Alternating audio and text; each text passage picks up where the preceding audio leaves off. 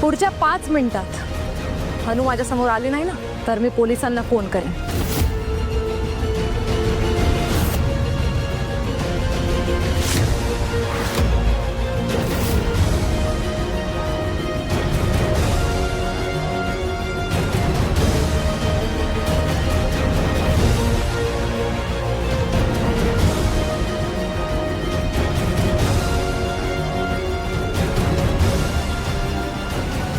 अनु अनु अनु मावशी पिहू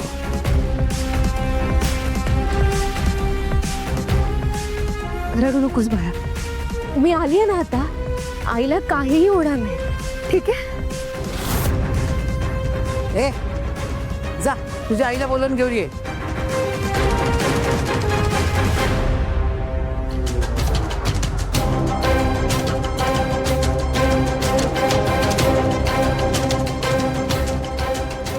बाकी अडाणी माणसांचं ठीक आहे हो, पण तुम्ही शिकले सवरलेले असून हे असं वागता.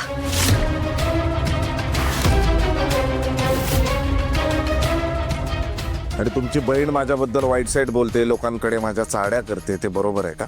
मुळात आपल्या विरोधात आपल्या बायकोने कंप्लेंट करण्याची वेळ आपणच आणू नये. तुम्ही ती आणता, पुन्हा पुन्हा आणता.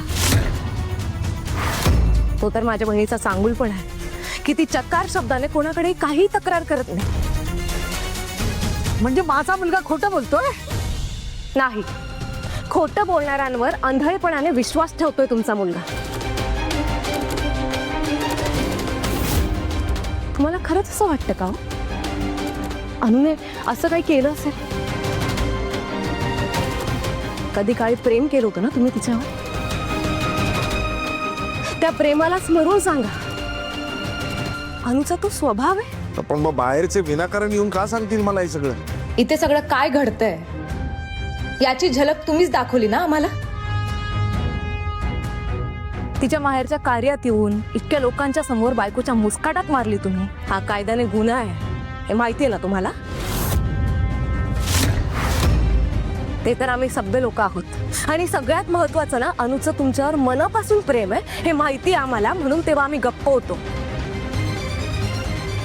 नाहीतर त्याच दिवशी काका आणि मंदार लॉकअप मध्ये पाठवू शकत होते तुम्हाला.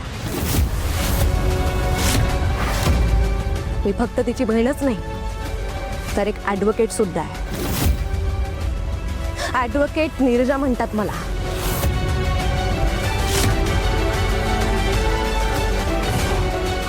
रस्त्यावर पडलेली नाहीये माझी बहीण, लक्षात ठेवा.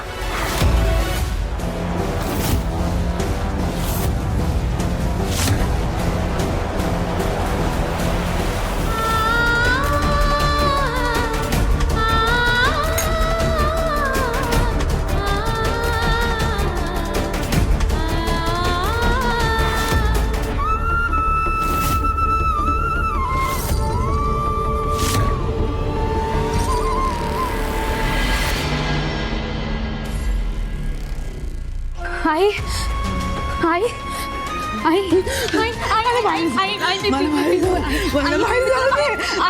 मी कोणाला काही नाही बोलले.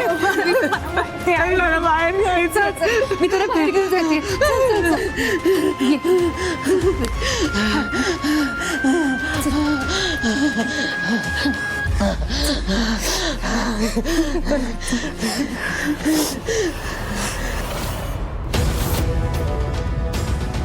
बहीण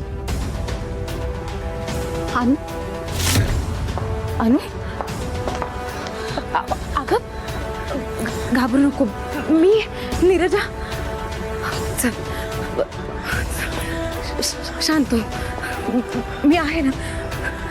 ये बस बस. हां शांत. हां पिओ पाणी घे.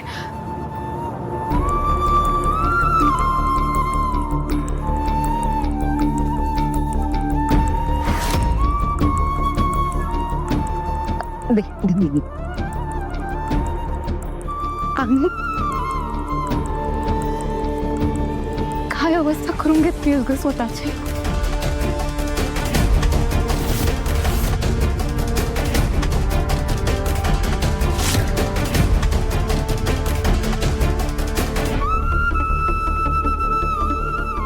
नीरजा, तू इथे काय करतेस? इथे काय झालं ते सगळं कळलंय मला अनु.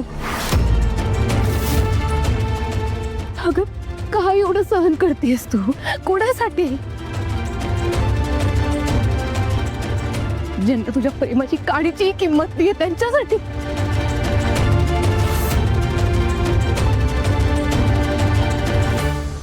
अगं प्रेमासाठी कोणीही स्वाभिमान गहाण टाकत नाही. नाही, तू सोड हे सगळं आणि चल माझ्यासोबत. आजही तू मनात आणलंस ना अनु, तर ताट मानेने जगू शकशील का? एवढी हुशार नक्कीच आहेस तू.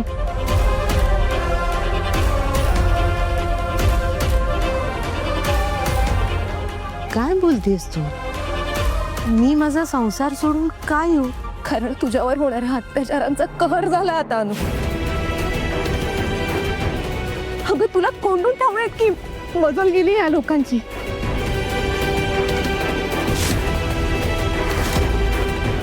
नाही, मी ना आता तुझं काहीही ऐकणार नाहीये. तू चल माझ्यासोबत. या नरकातून बाहेर पड तू अनु. तू चल चल. ऍडव्होकेट नीरजा, रिक्वेस्ट करतोय मी तुम्हाला, माझ्या बायकोच्या डोक्यामध्ये नसलेल्या गोष्टी भरवू नका. रिक्वेस्ट आहे. आणि तुला जायचं असेल जाऊ शकतेस.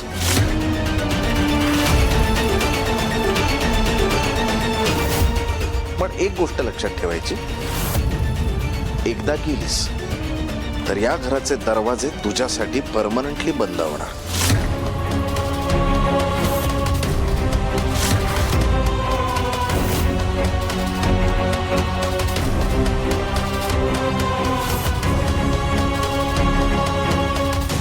आणि दुसरं सगळ्यात महत्वाचं,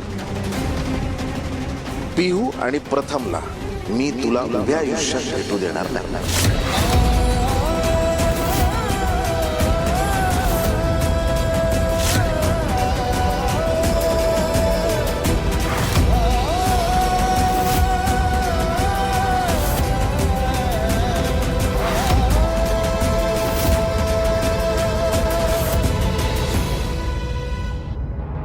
मी कुठेही जाणार नाही आहो. तुम्हाला आणि मुलांना सोडून मी कुठे जाऊ? तुमच्या सगळ्यांशिवाय मी कशी जगेन? मी कुठेही जात नाही. फक्त तुम्ही माझ्यावर विश्वास ठेवा. अहो, मी कुणालाही काहीही सांगितलं नाही. ते नंतर बघू. आधी तुझ्या आगाऊ बहिणीला हाकलून दे घरातून.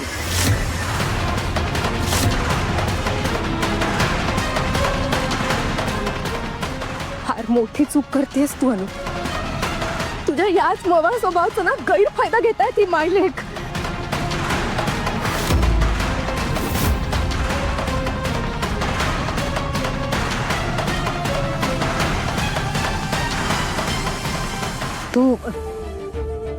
तू बहीणच ना माझी. तुझं माझ्यावर जेवढं प्रेम आहे ना, तेवढंच माझं माझ्या माणसांवर प्रेम आहे ग. आणि कोणीही मला डांबून ठेवलं नव्हतं ग. आई, का खोटं बोलतेस तू? पिहू, गप्प बस. बोलते ना मी मावशीशी.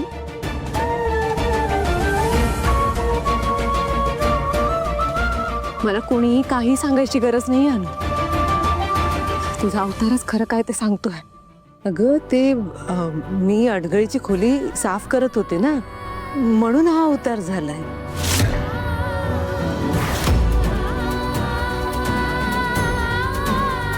पण खरंच नीरजा, तुला वाटतं तसं काही नाहीये.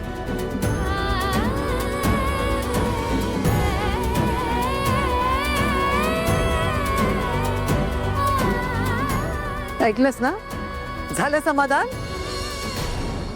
आता नाही चालती घरात ना माझ्या. चल.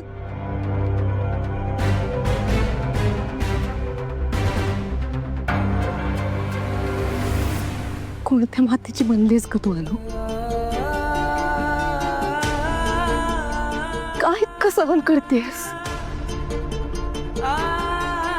नीरजा, संसार म्हटलं की भांडण, थोडेसे वाद, हे सगळं होतच असतं. अगं त्याच्यामुळे कोणी घर सोडून जात नाही. नको माझी एवढी काळजी करस. आता माझ्यासाठी सगळी कामं सोडून पळत आली असशील ना? उशीर होत असेल ना तुला?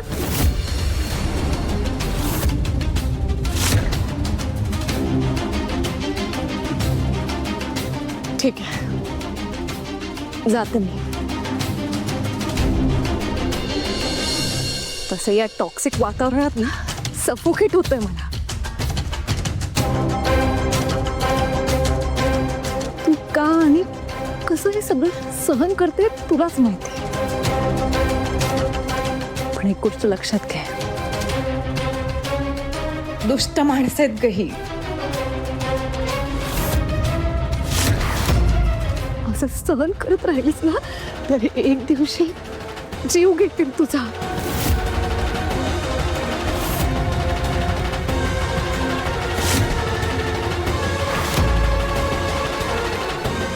काहीही लागलं ना तर मला सांग. अर्ध्या रात्री धावत येईन मी तुझ्यासाठी.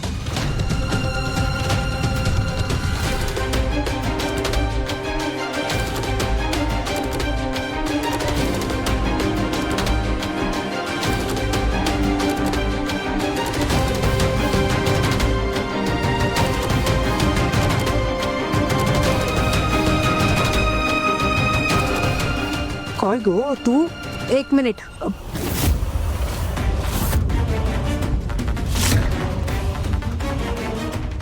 अनु एकटी नाहीये, मी आहे तिच्या पाठीशी. आणि खबरदार खबरदार कधी पुन्हा तिला त्रास दिला तर.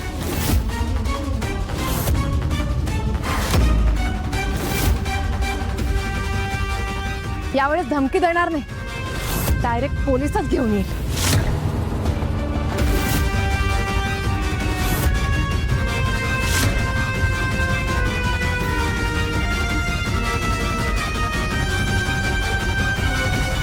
काय ग एक चोंबडे, हा? तू सांगितलं ना तुझ्या सगळं, हा? तुझ्या ना जिभेवर चांगले चटके द्यायला पाहिजे. एक मिनिट अंशी, मी आई नाहीये तुमचं ऐकून घ्यायला. आणि ऐकलंस ना मावशी काय म्हणाली? ती आमच्या पाठीशी आहे. इहू, किती वेळा सांगितलं तुला मोठ्यांशी असं बोलायचं नाही. आजीला सॉरी म्हण.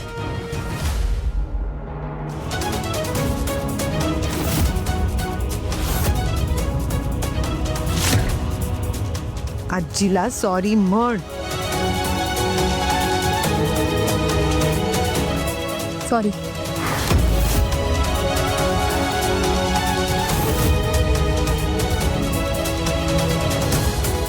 ऐक, तू चल, तुला धुळीची ॲलर्जी आहे, तू फ्रेश हो. चल ये, चल आई, चल चल.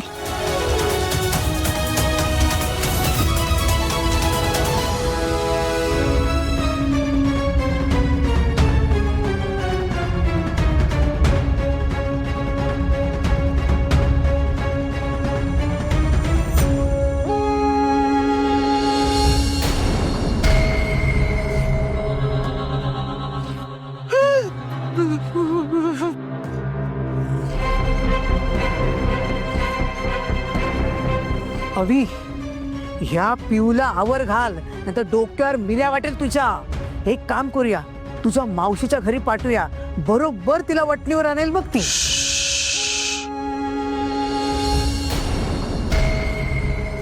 डोकं शांत ठेव.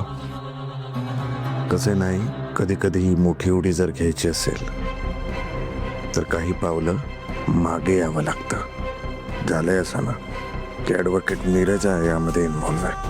सध्या तरी आपण जरा शांत राहिलेलं बरं आहे, कारण काय ऑलरेडी केसेस चालू आहेत. अजून एखादी केस लागली तर मोठा प्रॉब्लेम होईल. होय रे, आजकाल सगळा कायदा बायकांच्या बाजूने आहे.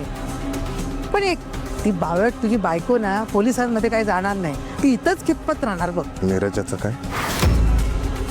नीरजा ॲडव्होकेट आहे, उठणं बसणं पोलिसांमध्ये असतं. जर तिने कंप्लेंट केली तर काय ना माझ्या सकट तू सुद्धा जेलमध्ये जाशील. अवी, मला कोर्ट कचेऱ्या याची भीती वाटते रे. पोलिसांची पण भीती वाटते. काही दिवस जरा शांत राहूया.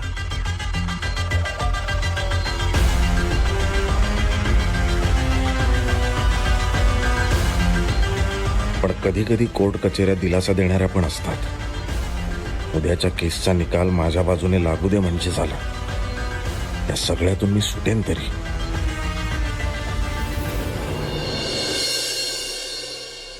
हाऊ डेअर ही, असं कसं करू शकतो? दिस इज कम्प्लिटली इनह्युमन. नाहीतर काय, पिऊने मला फोन केला नसता तर त्या धुळीच्या खोलीत किती वेळ खितपत पडली असती अनु, गॉड नोज. ही पिऊ जिकडे तिकडे चोमरेपणा करत असते. अनुची बॉडीगार्ड समजते की काय स्रोताला. कधीतरी चान्स बघून ना हिचाही बंदोबस्त करायला हवा. त्या दिवशी चेक करून मला फार ताडताड बोलली होती ना, विसरले नाही मी ते. एक पिऊस तिचा आधार आहे ग त्या घरात. पण त्या दुर्गाबाई आणि ती सीमा दोघीही पिऊला सुद्धा पाण्यात पाहतात. असं काही नाही आहे बरं का. ताई काय एका हातानं वाचते का सांगा बरं. अनुला असं काहीतरी केलं असेल म्हणूनच तिला कोंडून ठेवलं असेल ना. उगीच का कोणाला कोंडून ठेवेल. आता मी पण इथली सून आहे की नाही, मी राहते की नाही व्यवस्थित. मग तू काही बोलूच नकोस दिव्या. तू इकडे टेचात राहते ते फक्त मावशीच्या चांगुलपणामुळे आणि मंदारच्या समजूतदारपणामुळे. बाकी घरातली सून म्हणून अनुच्या पायाच्या नखाची सरणी करू शकत तू. तुझं काय, सासरी इतका जाच असता ना तर मी बंड केलाच असता. आणि आजारी वडिलांना हॉस्पिटलला भेटायला जाणं हा काही गुन्हा नाहीये. उद्या तुला माहेरी जावं असं वाटलं आणि मंदारने तुला अडवलं तर चालेल का तुला. अगो आत्ताच म्हणालीस ना तू की माझं आणि अनुचं अजिबात कंपॅरिझन होऊ शकत नाही. मग आता का करतेय. आणि बेसिकली कसं आहे माहितीये का, माझ्या आई वडिलांनी माझ्याशी नातं तोडलेलं नाहीये. मुळात ना हे सगळं तुझ्याशी प्रेमाने वागतंय. तुला अनुचं दुःख काय समजणार आहे ग दिव्या. जाऊ दे ना निर्जा, आता आपण अनुची काळजी करूया. तिला या परिस्थितीतून बाहेर काढण्यासाठी काहीच मार्ग नाही का ग. आई आता आपण काय करणार सांगा बरं. तुमच्या मुलीला जर का इतका त्रास होत असता तर तिनं एवढं सगळं सहन केलं असतं का. पण काही लोकांना सवयच असते एवढ्याचं एवढं करून सांगतात. दिव्या तू जरा गप्पा बसशील.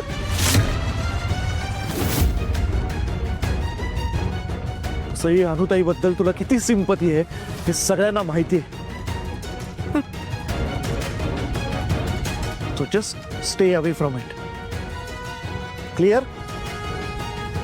मंदार आपल्याला काहीतरी करायला हवं. ताई मला माहिती आहे काय करायचंय.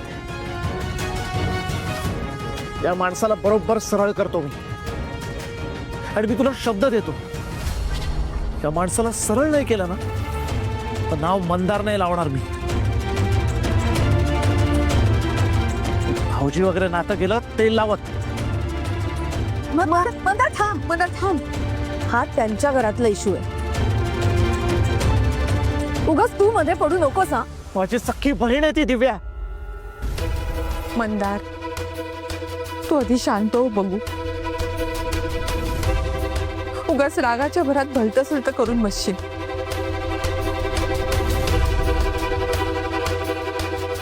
ठीक आहे आई, पण मी त्याला या गोष्टीचा जाब विचारल्याशिवाय राहणार नाही.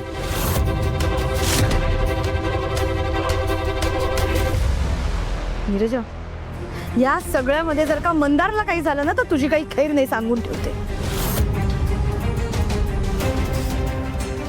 I won't spare you.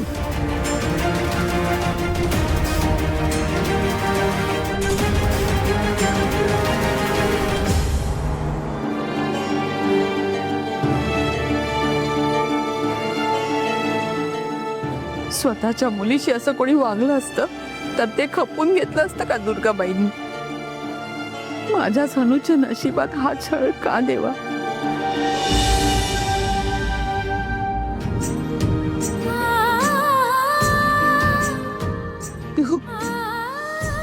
हे सगळं तू नीरजाला बोलवायला नको होतस पिहू. ते सगळं जाऊन आई बाबांना सांगे. बाबांची आधीच तब्येत खराब आहे. ते उगीच टेन्शन घेते, त्यांच्या जीवाला घोर लागून राहील ग.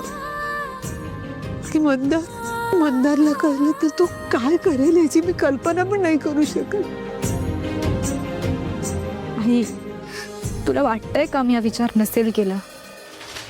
मी जर गप्प बसले असते ना, तर आता तू माझ्याशी हे सगळं बोलण्याच्या अवस्थेत असतीस.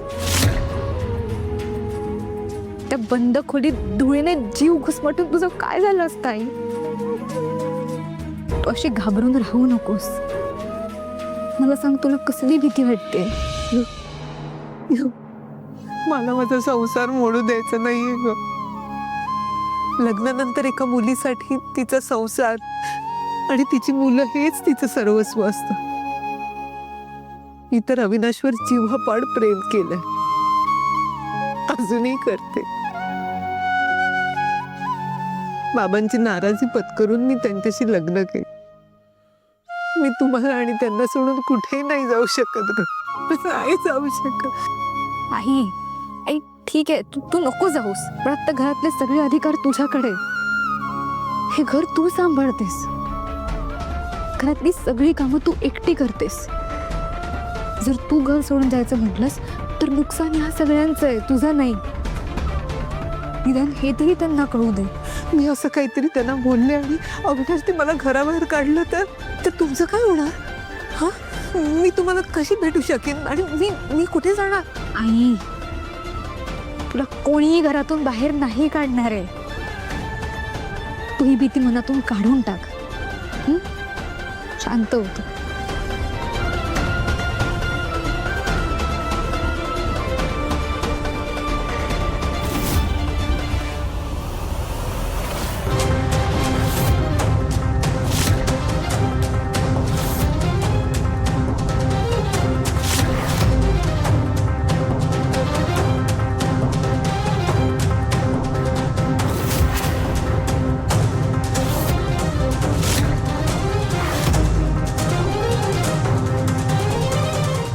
नीरजा धमकी देऊन गेली म्हणजे अविनाश आता जास्तच चिडले असणार. काय करू मी? देव बाहेर जा.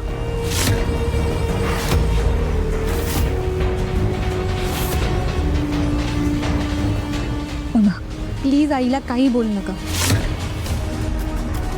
नीरजा मावशीला मी फोन केला होता. प्लीज त्याचा राग आईवर नका काढू, प्लीज. बाहेर जातेस की बाहेर काढू?